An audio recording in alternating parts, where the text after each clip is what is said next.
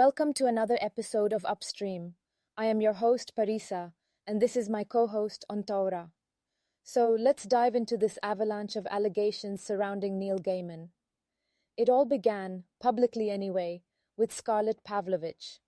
She was a 22-year-old drama student when she became the nanny for Gaiman's family, and she alleged some deeply disturbing behavior, actions that included what she described as rough and degrading sex that wasn't consensual, leading to a police report in early 2023.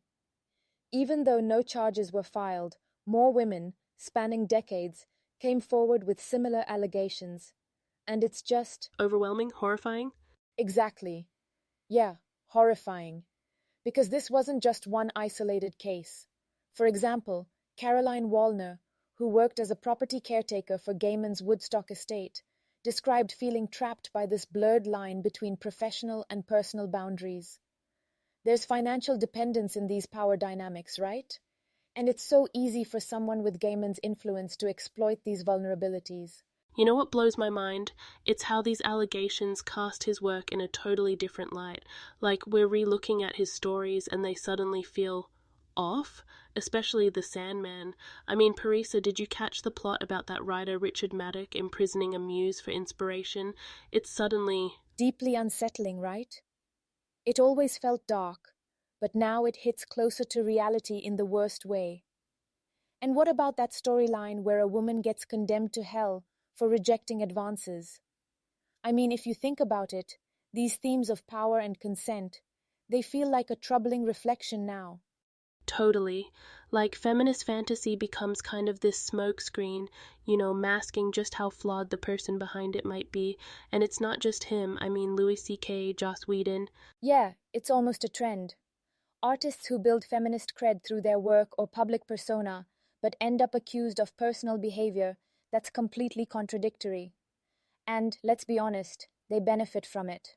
Exactly. Performative allyship. Like, these guys say the right things, create these strong female characters, and we, well, maybe you more than me, Parisa, hold them to this pedestal. Guilty as charged, Antara. But it feels deliberate, like they recognize the rewards for supporting progressive feminist ideals, but don't live those values themselves. It's fraudulent. And here's the thing, right? It's not just exposure for them, like a lot of us think it is, it's power. This dynamic just reeks of exploitation. Neil Gaiman gets hailed as this ultimate feminist ally, and meanwhile the women speaking up about him have been sidelined. It's infuriating. Infuriating and heartbreaking. And the trickiest part is how we still love the art, right? Like, I'm looking at my Sandman graphic novel here, trying to not feel guilty for owning it. Exactly. The whole art versus artist dilemma never gets easier.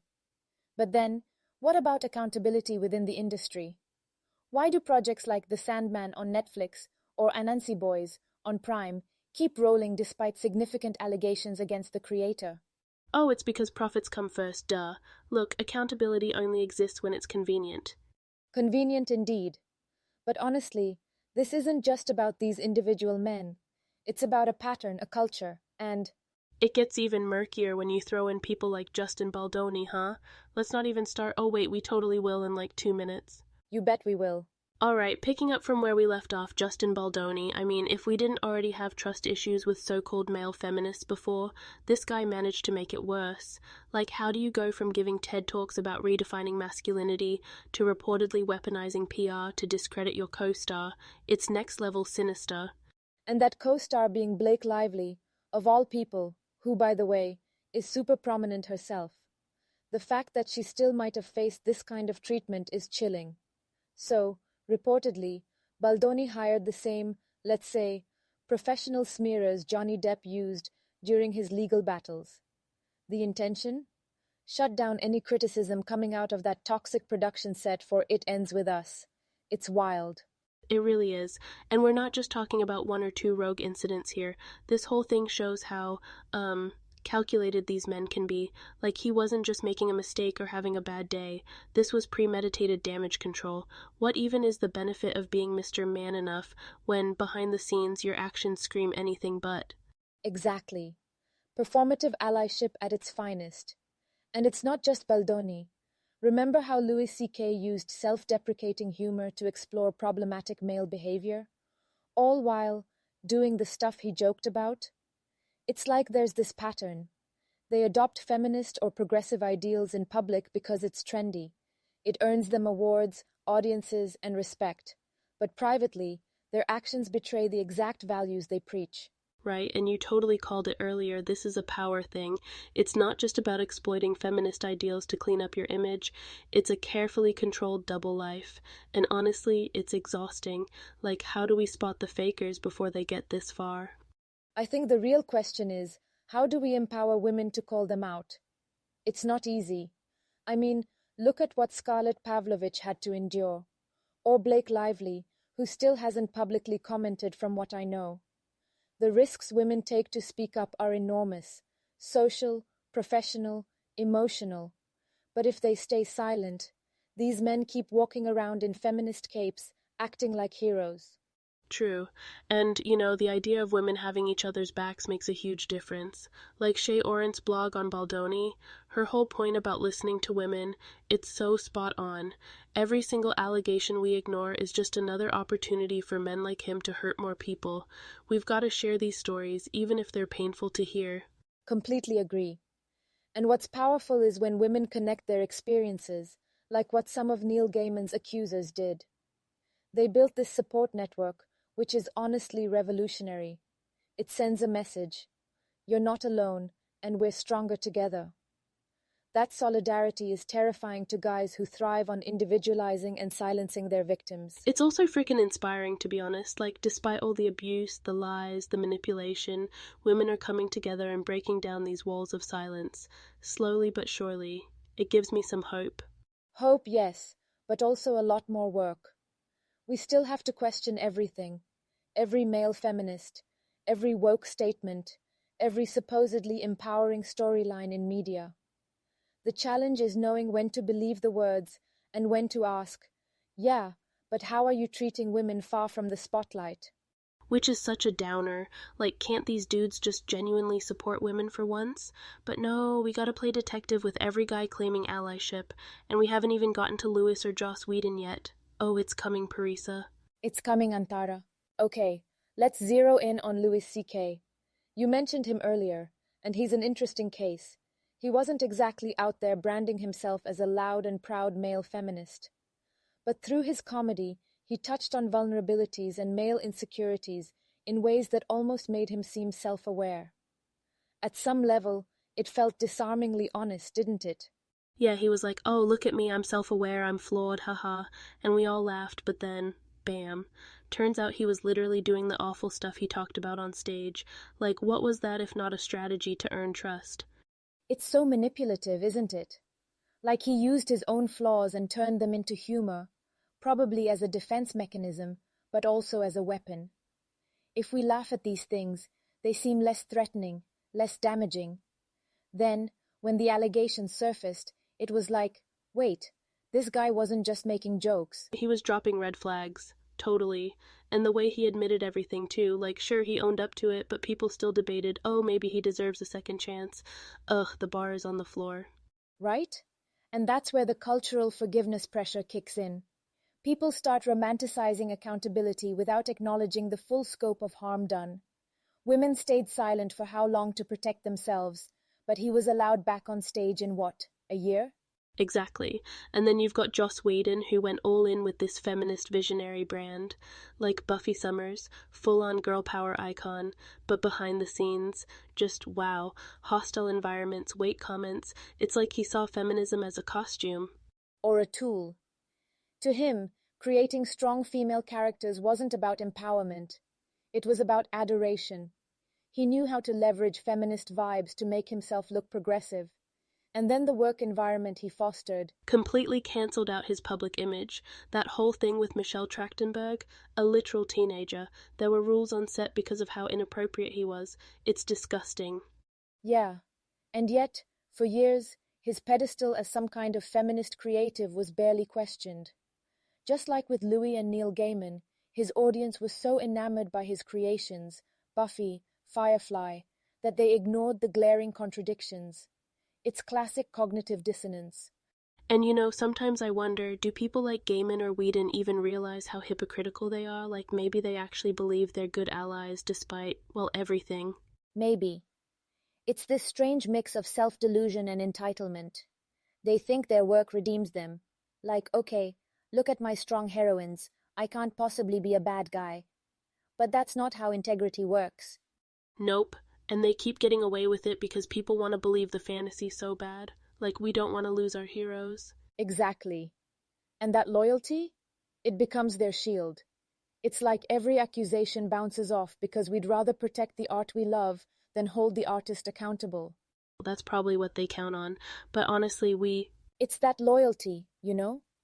It keeps coming back to this emotional turmoil fans face when they realize someone like Neil Gaiman, whose work made them feel seen, isn't as ethical as they believed. How do they hold on to that connection without feeling completely betrayed?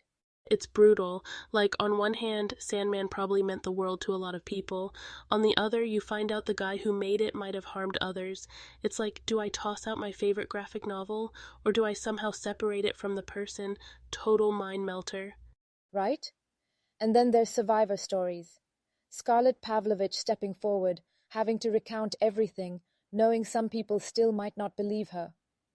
That's an entirely different level of courage. The system makes it so hard for victims to feel safe enough to speak up.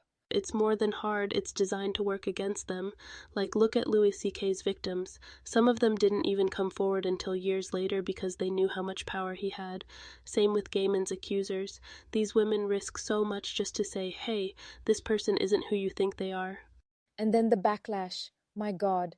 You've got these super fans spewing toxicity online, accusing women of lying or overreacting, all to defend the men who've wronged them. It's intense, and it perpetuates silence. Exactly. That's why movements like Me Too were such game changers. Suddenly survivors weren't isolated, they had this collective platform. But even now, we see how hard justice is to get. Like Neil Gaiman's accusers, not a single charge stuck. That has to feel like a slap in the face. It does. And yet, it brings up this bigger question. What does justice look like in these cases? Is it prosecution, public shaming, or is it something softer, like just being believed and supported? Honestly, being believed feels like step one. If we listened more when women speak up, these guys wouldn't be frolicking around in public doing more damage. It's like Shay Orant said about Baldoni, listen to the women in their lives. Absolutely. And beyond listening, we need systems that make people afraid of crossing those lines in the first place. Real consequences. Like imagine an industry where being a sleaze isn't brushed off as part of the package. Ugh, dream world, right? It's not impossible, though. If fans started holding studios and production companies accountable, maybe things could change, like, no, sorry, I'm not supporting this until you address these allegations.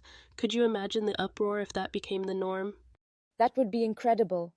But let's face it requires sustained effort. And fans? We're passionate, but we're also fickle. The next great show comes along, and we forget. That short attention span lets so much slide. It's totally true, but real change has to start somewhere. Maybe it's us questioning everything, like who profits, who gets center stage, and who quietly gets erased. These are the questions we should be asking about the next big feminist guy in Hollywood. And that's the thing. This impossible standard society holds for survivors. It's like they expect this imaginary perfect victim to exist. Look at someone like Blake Lively. Just because she's been unfairly branded as difficult for speaking her mind, suddenly it becomes easier for people to dismiss her, even when the allegations carry weight. How is that fair? Absolutely. It's like the narrative flips. These guys, they're seen as saints even when the evidence piles up. Meanwhile, women like Blake or Amber Heard are scrutinized to the moon and back. Once they're labeled manipulative, forget it. Everything they say is ignored. Exactly. And Amber Heard is such a prime example. Her behavior in that whole mess with Johnny Depp wasn't perfect. She wasn't perfect. But does that mean she deserved the majority of blame? Depp had an entire PR machine on his side, rehabilitating his image, while Heard became public enemy number one. And let's talk about Neil Gaiman too. He allegedly targets women like Scarlett Pavlovich, young, vulnerable, not powerful enough to fight back. You can kind of see the pattern, right? When women are less likely to have support systems or resources, they're way easier to silence. It's infuriating because it keeps working. And what makes it even worse is that survivors often have to prove their worthiness as victims. If they're not meek and angelic, people second-guess everything they say. It's a sick way to discredit voices that need to be heard the most. Yeah, like, just because someone's outspoken or flawed doesn't mean they're lying. No one's perfect, but that doesn't invalidate their experiences. And honestly, can we stop expecting victims to be saints to earn empathy? Right. This whole standard is weaponized to silence women. If you're listening and ever feel targeted or harassed by someone like this, someone who appears kind or seems trustworthy, please trust your gut. Talk to someone you trust, alert people around you, and don't hesitate to involve authorities. Your safety matters more than their reputation. Seriously. And if you see someone else going through it, don't just sit on the sidelines. Support them. Like Shay Orant said, listen to women. We have to change this culture where women are endlessly doubted and isolated. Absolutely. And it starts with unlearning this idea of the perfect victim. Survivors don't owe us perfection. They owe themselves safety, justice, and healing. And the rest of us? We owe them belief and action. Well said. I think that's the perfect note to end on. This was a heavy topic, Parisa, but an important one. Thanks for the conversation. Thank you too, Antaura. And thank you to everyone listening. Stay kind, stay informed, and we'll catch you next time.